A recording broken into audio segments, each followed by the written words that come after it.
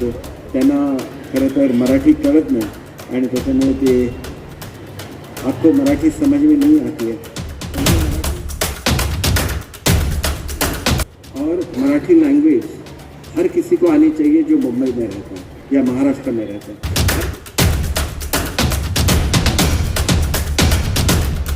आप शायद IAS officer रहेंगे, फिर भी आप ऑफिसर है और वो स्टेट गवर्नमेंट के ऑफिसर है.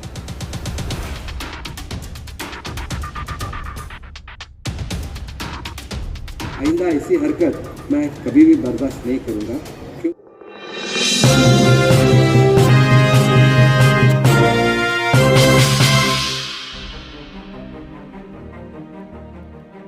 ठाणे से सटे भिवंडी के कल्हेर जिला परिषद स्कूल में डिजिटल क्लास शिक्षा मंत्री दीपक केसरकर के हाथों किया गया.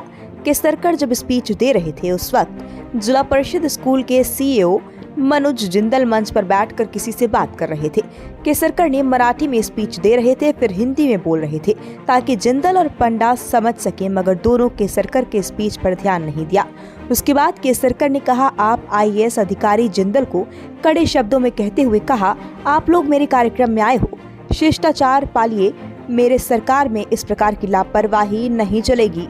भरे मंच पर अधिकारी को खरी खोटी सुनाते हुए नाराजगी व्यक्त की. साथ ही उन्होंने कहा कि मैं मराठी भाषा का शिक्षा मंत्री हूं, महाराष्ट्र में रहने वाले को मराठी आनी ही चाहिए. इसके लिए एक अभियान शुरुआत करने वाला हूं. आनंद वाटतो की पहिलं पाऊल हे L&T इन्फोसिसने उचललेलं आहे.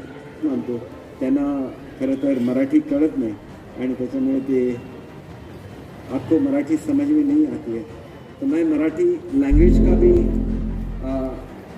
मंत्री हूँ और मराठी लैंग्वेज हर किसी को आनी चाहिए जो मुंबई में रहता है या महाराष्ट्र में रहता है. हर किसी को आती है लेकिन बोलने में शर्माते हैं.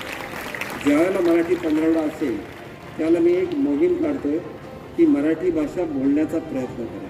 बोलताना भले तुम्ही चुकाल, तुम्हाला कोणी हसणार नाही, परंतु साध्या साध्या गोष्टी तरी आपण मराठीमध्ये बोलू शकतो. या बसा तरी म्हणू शकतो, तुम्हाला काय पाहिजे म्हणू शकतो, मी तुमच्यासाठी काय करू शकतो हे विचारू शकतो. याच्यासाठी लँग्वेजची बॅरियर नसते.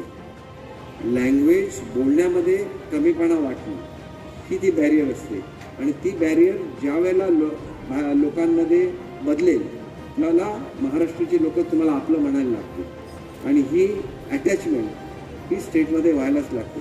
मैंने इसलिए नहीं आपको बोला कि आप कुछ बात कर रहे थे हमारे CEO से, और जब मिनिस्टर बोलता है तो CEO साहब आपको समझना चाहिए कि कौन सी डिसिप्लिन आपको भी फॉलो करना चाहिए.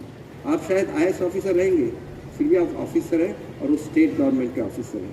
आइंदा ऐसी हरकत मैं कभी भी बर्दाश्त नहीं करूँगा, क्योंकि मैं एक सिंसियर मिनिस्टर हूँ और एक सिंसियर मिनिस्टर होने की वजह से मैं महाराष्ट्र को डिलीवर करना चाहता हूँ और बच्चों को डिलीवर करना चाहता हूँ क्योंकि ये आने वाली पीढ़ी है जिसका जिम्मा हमारे ऊपर है.